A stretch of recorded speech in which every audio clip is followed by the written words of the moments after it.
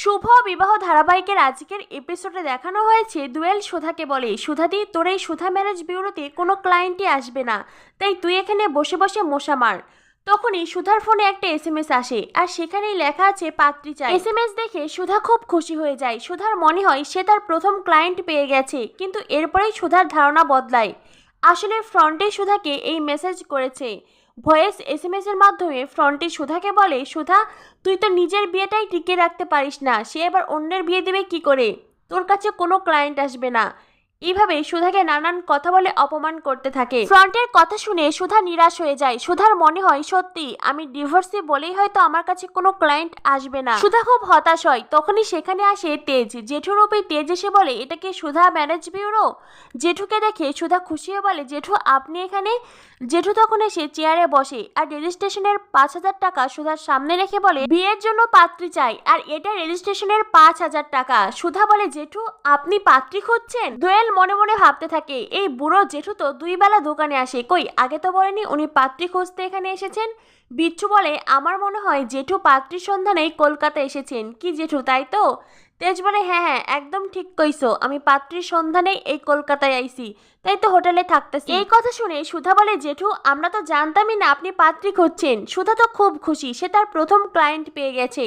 সুধা রেজিস্ট্রেশনের খাতা বের করে সবকিছু নোট করতে থাকে। সুধা বলে, জেঠু আপনি কেমন বয়সের পাত্রী চান? তেজ বলে, এই ধরো তোমার মতো। সুধা বলে, ও আচ্ছা আমার বয়সী। তা পাত্রীর আর কি কি গুণ থাকতে হবে? তেজ বলে, পাত্রীর টানা টানা চোখ থাকতে হবে, দেখতে খুব সুন্দরী হতে হবে, যাকে দেখলেই ভালোবাসা যায়। এছাড়াও বীরঙ্গনা নারী হতে হবে, তার শত সাহস থাকতে হবে, গুন্ডাদের সাথে মারপিট করতে হবে। ঝিনুক বলে, এই যে জেঠু ওইরকম এক পিস তৈরি হয়েছিল, আর ওইরকম পাওয়া যাবে না। জেঠু তখন বলে, তাহলে আমি আর পাত্রী চাই না, অন্য কোনো পাত্রী আমার দরকার নেই। সুধা বলে, আই ঝিনুক তুই চুপ কর না। না না জেঠু, আমরা অবশ্যই আপনার জন্য এরকমই পাত্রী খোঁজার চেষ্টা করব। ঝিনুক বলে, জেঠু তখন থেকে তো আপনি পাত্রীর গুণের লম্বা লিস্ট দিলেন, তো এবার আপনার পাত্রের ছবি দেখান, আমরাও দেখতে চাই কোন পাত্রের জন্য আপনি পাত্রী খুঁজছেন। জেঠু তখন নিজেকে বেশ একটু গুছিয়ে নিয়ে বলে, এই তো আমি তোমাদের সামনে বইয়ে আসি। এই কথা শুনে সুধা ঝিনুক সকলেতে লাফিয়ে ওঠে। সুধার হাত থেকে খাতা পড়ে যায়। সুধা চোখ বড় বড় করে জেঠুরূপী তেজের দিকে তাকায় আর ঝিনুক বলে, এ কি জেঠু আপনার বুড়ো বয়সে ভীমরতি ধরেছে? তেজ বলে, কেন খুকি ভীমরতি না ধরলে কি বিয়ে করণ যায় না? ঝিনুক বলে, আপনার যখন এতটাই বিয়ে করার শখ, তাহলে যুবক থাকতে করেননি কেন? এখন আপনার জন্য কোনো পাত্রী পাওয়া যাবে না। তেজ বলে, এই যুগের মেয়েরা তো টাকা পয়সা না থাকলে বিয়ে করে না, আর সেজন্যই টাকা পয়সা ইনকাম করতে গিয়ে আমি বুড়ো হয়ে গেছি। তাতে কি, আমাকে যেই মেয়ে বিয়ে করবে তার নামে আমি সব সম্পত্তি লিখে দেব। শুনুন জেঠু, আপনি যতই সম্পত্তি লিখে দেন না কেন, আপনাকে কোনো মেয়ে বিয়ে করবে না। সুধার জেঠি তখন দোয়েলকে বলে, এই বুড়োকে যে বিয়ে করবে তার তো কপাল খুলে যাবে রে, বুড়োটার কদিনই বাঁচবে, কিন্তু ওর অনেক লাখ লাখ কোটি কোটি টাকার সম্পত্তি সেই মেয়েটার হয়ে যাবে। দোয়েল বলে, শোনো মা, এই বুড়োর যদি 100 কোটি টাকাও থাকে না, তারপর আমি এই বুড়োকে বিয়ে করব না। সুধার জেঠি মনে মনে ভাবতে থাকে, আমার যদি বয়স থাকতো তাহলে আমি এই বুড়োর গলায় মালা পরাতাম। ঝিনুক বলে, জেঠু আপনি এখন এখান থেকে যান, আপনার জন্য কোনো পাত্রী হবে না। তেজ বলে, আমি একখান পাত্রী দেইখা রাখছি। এই কথা শুনে ঝিনুক বলে, ও আচ্ছা আপনার পাত্রীও ঠিক হয়ে গেছে। দেখ দোয়েলদি দেখ, এই বুড়ো জেঠু নিজের জন্য পাত্র ঠিক করতে পারলো, আর তুই তুই এখনো অব্দি নিজের জন্য একটা পাত্র জোগাড় করতে পারলি না। দোয়েল তখন ঝিনুককে ধাক্কা দিয়ে বলে, এই তুই বাহিরের লোকের সামনে যা খুশি তাই বলছিস তাই না? তেজ তখন লাঠি উঠিয়ে বলে, তোমরা নিজেদের মধ্যে ঝামেলা করা বন্ধ করো, আমার সময় নষ্ট হচ্ছে। ঝিনুক বলে, জেঠু আপনার সময় এমনিতেও শেষের দিকে, তো জেঠু আমরাও তবে শুনি আপনার সেই পছন্দের পাত্রীটিকে। তেজ তখন আঙ্গুল ঘুরিয়ে ঘুরিয়ে সুধাকে দেখিয়ে দেয়, আর এইটা দেখে সুধার চোখ আরো বড় বড় হয়ে যায়।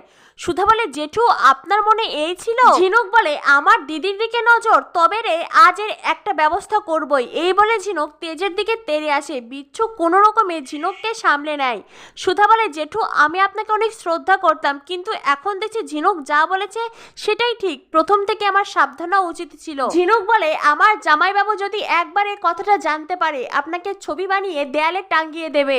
আসুন বলছে এখান থেকে। এই বলে বিচ্ছু আর ঝিনুক তেজকে ঘাট ধাক্কা দিয়ে ওখান থেকে বার করে দেয়। সুধার জেঠি তখন সুধাকে বলে, বুড়োটা কিন্তু বেশ ভালোই প্রস্তাব দিয়েছে, একটা কথা ভালো করে ভেবে দেখ সুধা, ওই বুড়োটার কদিন বাঁচবে, কিন্তু ওর লাখ লাখ কোটি কোটি টাকার সম্পদ সব কিছু তোর হয়ে যাবে। ওই বুড়োটাকে তুই বিয়ে কর।